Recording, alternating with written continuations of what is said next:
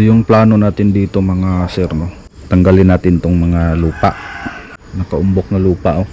Tapos dito tayo mag ano, yung plano namin dito maglagay ng sampayan ng damit ba, kasi para ano lang, malapit lang. Meron pala akong tinanim na ano dito, oh. Gabi. Ayan. Ito yung una nating tinanim mga sir. Buhay na, oh.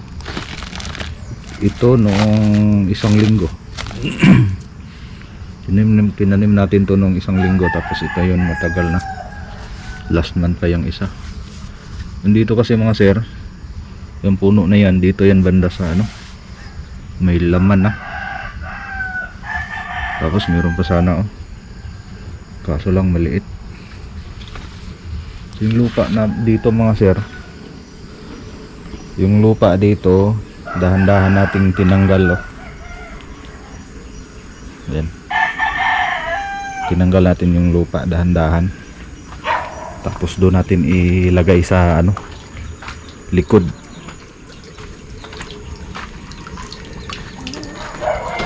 Grabe, oh. Pinutungan pa ng manok. Yan. Dito natin ilagay. Wala kasi akong ano ngayon. Walang ginagawa ba. Hindi muna ako nagpunta doon sa taniman namin ng sayote, kasi yung isang araw pumunta sana ako doon. Kaso lang naramdaman namin doon sa taas na ano, lumindol. Dito medyo mahina lang, pero doon parte sa ano, Mindanao, malakas na pala. Lumindol dito siguro mga 5 beses pa ulit-ulit, pero yung dito mahina lang. Yun pagtingin ko sa social media, doon ko nalaman na malakas pala doon.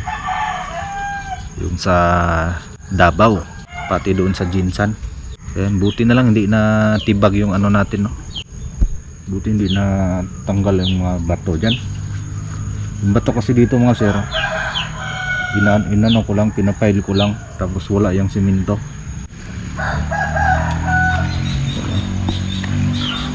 Malalim na to dito banda, oh.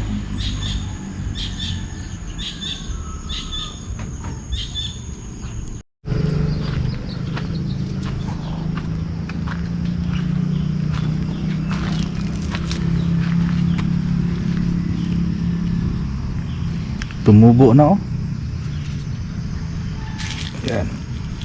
Oh, matigas. Mga ganito mga sir, pag matigas, may ano na yan, may laman. Ito na yung puno, oh, malaki yung puno. Tapos kunti na lang yung mga dahon, yung ganito. Yan yung sinyalis na may laman na yan sa loob. Ito pala yung laman niya, oh. Tumubo na. Tumubo. Yan. Yan, malaki yung laman dito. Kaya lang, hindi, pag hinarvest natin to, ito lang isa. Yung laman siguro nito mga ano lang, 5 kilo siguro, umabot mga 5 kilo. Pwede naman siya harvestin. Kaya lang kanina mga sir, naghanap ako ng ibang puno, baka mayroon. Dito pala mga sir, tinanim yan ni Irpat.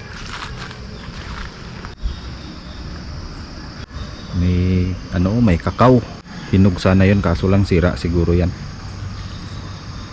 Yung mga puno ng kakao na hindi na masyadong nalagaan, napabayaan na lang. May pinya, pero walang bunga. Mayroong isa dito.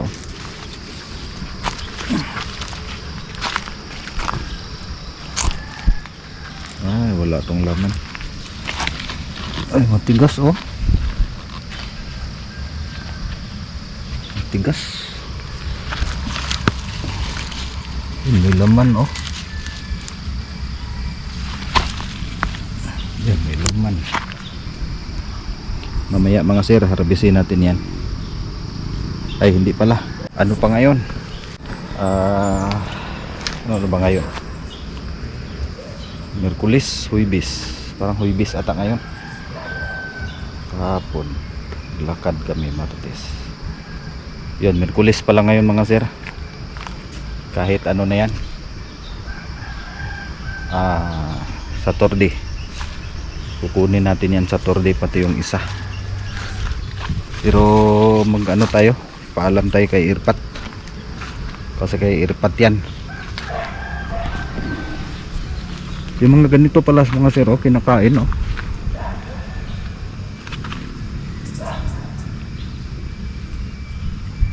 Tawag dito sa amin mga sir, yung ganito tabangkay. Yan mga ano yan, makain yan, pwede yan kainin. Ang ganda sana kung marami. Meron pa pala isa, oh, dito, oh. Dito sa mga puno, oh, dalawa na sila, oh. Yung kumakain kasi itong mga sir ng ano, yung mga dahon ng sayote, kaya umakyat sila, oh. Yan, mayroong dalawa, oh. Marami pala, oh. Yung tatlo, apat, ay mayroon pa. Ang dami. Ang dami nila, oh. 2, 4, 6. Tabangkay ito mga sir. Iba din yung ano, iba din yung tawag nila, yung kuhol. Iba din yun. Yung kuhol sa ano yun, sa tubig. Namatay pala yung ano mga sir, namatay yung isang puno ng sayote ni Irpat.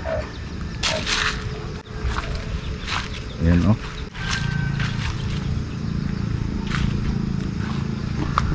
Namatay. Sayang, oh, malaki. Sayang yung isang puno, marami pa naman tong bunga. Yan, oh, yung mga dahon wala na, patay na yung mga dahon. Ito marami sana itong bunga kasi malaki. Yan, oh, at saka ano na, matanda na siya. Yung ginawa kasi mga ni Irpat mga sir, nilagyan niya ng ano, kanal yun dito pa, oh. Galing dun sa banyo namin, nilagyan niya ng kanal, oh, punta dito para may tubig. Yan, sakto naman na ano, naglaba kami, may sunrocks, may sabon, papunta dito sa puno.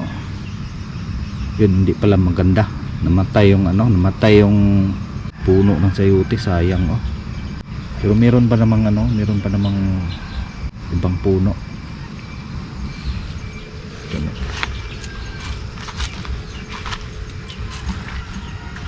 Sayang talaga yung ano ni Irpat, oh, isang puno. Yung may bunga na naman, oh, malaki, oh.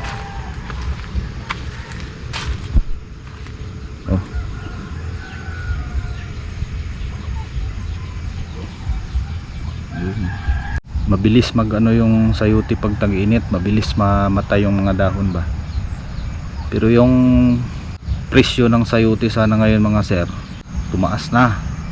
Yung bilihan sa amin, G's lang yung pinakamalaki. Pero nung isang araw nagpunta ako doon sa taas, nagtanong-tanong ako kung magkano yung ano bili nila, yung bintahan nila doon. Tanong ako kung magkano, umabot na ng ano 16 peso yung pinakamalaki. Mahal na sana yung ano, mahal na sana yung sayote ngayon, kaso lang walang masyadong bunga. Yun yung malaking ano sa amin, panghihinayang ba. Imbis na mahal na yung presyo, saka naman na ano, namamatay yung mga puno, wala talagang bunga. Yung na-harvest pa lang natin doon sa ano, sa kabila, nung nag-harvest tayo doon dati last week, ano lang, 12 piraso. Yun lang yung na ano natin harvest. Tapos hindi pa malaki mga sir, merong malaki-laki doon, mga 3 piraso lang, 4, yung iba maliit. Yun yung panghihinayang, mahal na sana, wala namang bunga. Yung dito kasi banda mga sir, hindi masyadong na ano, hindi masyadong na matay ba, kasi may tubig malapit lang sa bahay. every ano mahapon si Irpat yung nag ano dito sa kanyang area, dilig yung mga puno dito, yung mga puno na mga malaki, makasipsip ng tubig yan. Pero doon sa ano sa kabila, doon sa kabilang taniman natin na pinakamalawak, doon yung namatay lahat. Buti na nga ngayon ano, may ano na ba, may ulan, yung mga ano doon, mga puno nabubuhay na, pero wala pa ring bunga mga sir. Kaya yun yung ano, yun yung dahilan siguro na tumaas yung presyo. Meron pa malaki marami yung ano dito mga sir, malaki yan pero mga ilang piraso lang din. Ito naman ay ma-harvest natin next week, ngayong ano mga Friday or Saturday. Yun yung ano namin, schedule talaga namin ng harvest, Friday or Saturday. Maraming langgam